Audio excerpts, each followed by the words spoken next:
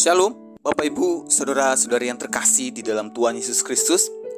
Hari ini kita akan melanjutkan pembacaan dan perenungan kebenaran firman Tuhan dari kitab 2 Samuel, pasal yang kedua, ayat yang pertama sampai yang ke-32.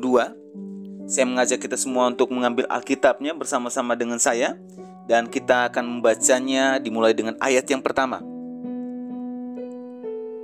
Begini bunyi firman Tuhan. Kemudian bertanyalah Daud kepada Tuhan. Katanya, apakah aku harus pergi ke salah satu kota di Yehuda? Firman Tuhan kepadanya, pergilah.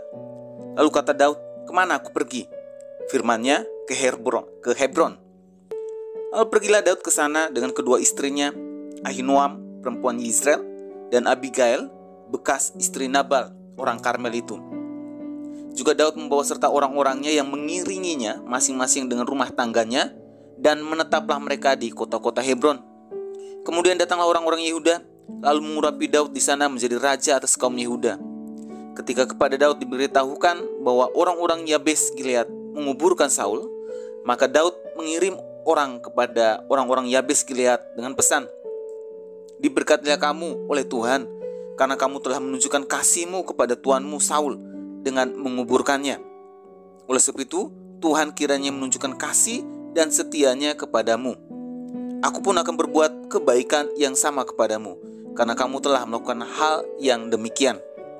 Kuatkanlah hatimu sekarang, dan jadilah orang-orang yang gagah perkasa, sekalipun tuanmu Saul sudah mati, dan aku telah diurapi oleh kaum Yehuda menjadi raja atas mereka.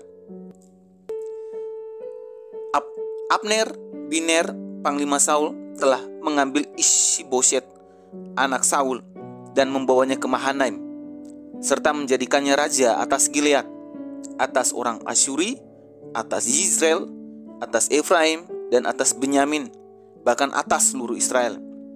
Ishiboset bin Saul berumur 40 tahun pada waktu ia menjadi raja atas Israel, dan ia memerintah 2 tahun lamanya.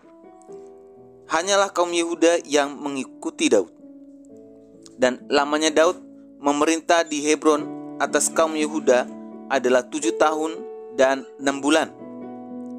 Lalu Abner bin Ner dengan anak buah Ishiboset bin Saul bergerak maju dari Mahanaim ke Gibeon. Juga Yoab, anak Zeruya, dan anak buah Daud bergerak maju. Mereka saling bertemu di telaga Gibeon, lalu tinggal di sana. Pihak yang satu di tepi telaga sebelah sini, dan pihak yang lain di tepi telaga sebelah sana. Berkatalah Abner kepada Yoab, biarlah orang-orang muda tampil dan mengadakan pertandingan di depan kita. Jawab Yoab, baik. Lalu tampillah mereka dan berjalan lewat dengan dihitung 12 orang dari suku Benyamin, dari Ishiboset, anak Saul, dan 12 orang dari anak buah Daud.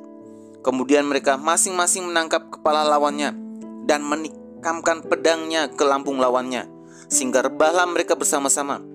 Sebab itu tempat itu disebutkan orang Helkat Hazurim, letaknya dekat Gibeon.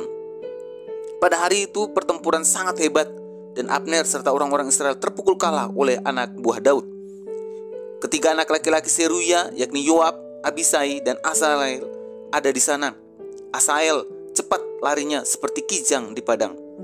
Asael mengejar Abner dan tidak menyimpang ke kanan atau ke kiri dalam membuntutinya.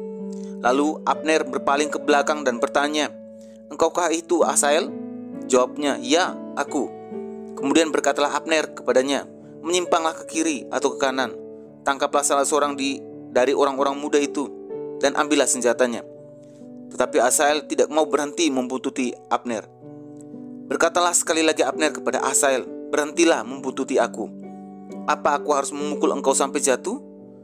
Bagaimana aku dapat memandang muka Yoab, abangmu itu? Tetapi Asael menolak berhenti. Lalu Abner menusuk ke belakang ke perut Asael dengan tombaknya, sehingga tombak itu menembus belakangnya, dan rebahlah ia di sana dan mati di tempat itu juga. Semua orang yang datang ke tempat Asael rebah dan mati itu berhenti di sana. Tapi Yoab dan Abisai mengejar Abner. Ketika matahari masuk dan mereka sampai ke dekat bukit Ama yang ada di sebelah timur Gia, ke arah padang gurun Gibeon, berhimpunlah Bani Benyamin di belakang Abner menjadi satu gabungan dan bersiap-siap di puncak sebuah bukit. Berserulah Abner kepada Yoab, "Haruskah pedang makan terus-menerus? Tidak tahukah engkau bahwa kepahitan datang pada akhirnya? Berapa lama lagi engkau tidak mau mengatakan kepada rakyat itu supaya mereka berhenti memburu saudara-saudaranya?" Jawab Yoab, "Demi Allah yang hidup, sekiranya engkau berbicara tadi, maka tentulah sudah dari tadi pagi rakyat menarik diri dari memburu saudara-saudaranya." Lalu Yoab meniup sangkakala dan seluruh rakyat berhenti. Mereka tidak lagi mengejar orang Israel dan tidak berperang lagi. Semalam-malaman Abner dan orang-orangnya berjalan melalui Araba Yordan, menyeberangi sungai Yordan, berjalan terus hampir sepanjang siang, lalu sampai ke Mahanaim. Ketika Yoab berhenti memburu Abner dan menghimpunkan seluruh rakyat, ternyata 19 orang dari anak buah Daud hilang, termaksud Asael. Tapi anak buah Daud menewaskan dari suku Benyamin, dari orang-orang Abner 360 orang. Mereka mengangkat mayat Asael dan menguburkannya di dalam kubur ayahnya yang di Betlehem. Kemudian berjalan Yoab dan orang-orangnya semalam-malaman itu dan sampai ke Hebron ketika hari sudah terang. Bapak Ibu, saudara-saudari yang terkasih di dalam Tuhan, melalui pembacaan dan perenungan hari ini, ada dua hal yang dapat kita pelajari, yaitu dari 2 Samuel pasal 2 ayat 1 sampai yang ke-7. Daud mengajari kita untuk selalu bertanya terlebih dahulu kepada Tuhan sebelum kita mengambil keputusan. Bapak Ibu, saudara-saudara yang terkasih dalam Tuhan, Daud berusia sekitar 30 tahun ketika Saul mati.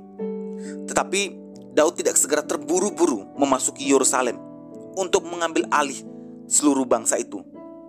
Yang dilakukan Daud malah sebaliknya. Daud terlebih dahulu bertanya kepada Tuhan, apakah sudah saatnya sekarang atau belum?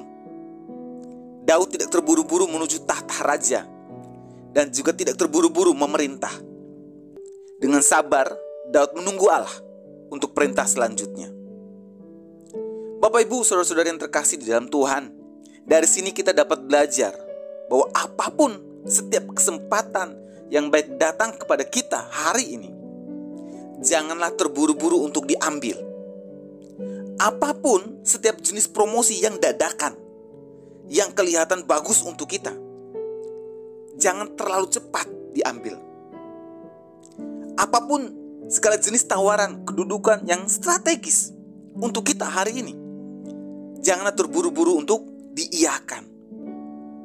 Apapun jenis tawaran yang menggiurkan di depan mata kita hari ini, janganlah terburu-buru untuk mengambil keputusan.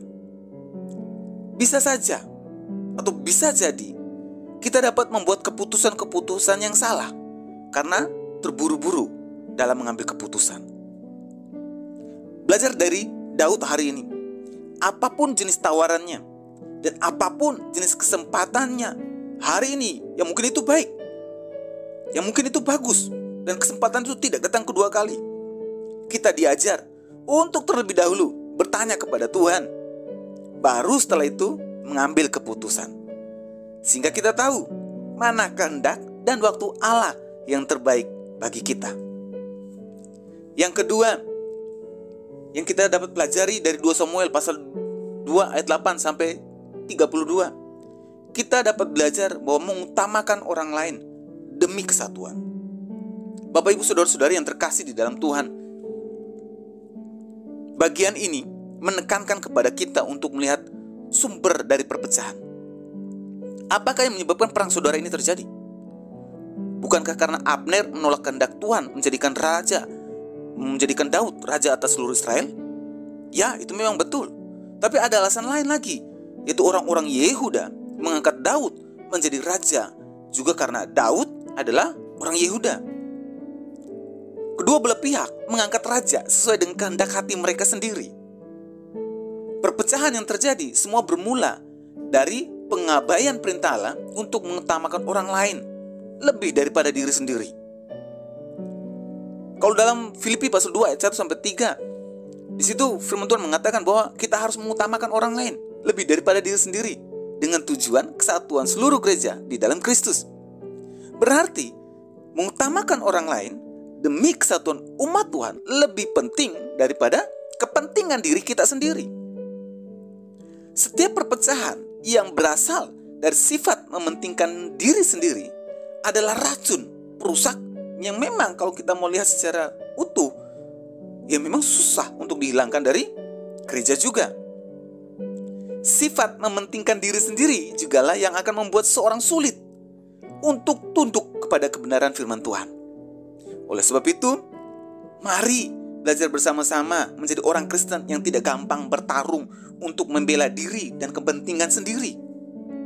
Jika kita bertemu dengan situasi di mana ego kita dijatuhkan atau kepentingan diri kita diabaikan, biarlah kita belajar untuk berserah kepada Tuhan dan tidak mulai menunjukkan taring membela hak kita dengan mengancam orang lain. Karena dalam Efesus pasal 4 ayat 3 berkata bahwa orang Kristen harus berjuang dengan sekuat mungkin untuk memelihara kesatuan roh. Perjuangan ini yang harus dimulai dari siapa? Dari diri kita masing-masing. Mari kita berdoa. Tuhan, kami mengucap syukur melalui perenungan firman Tuhan hari ini.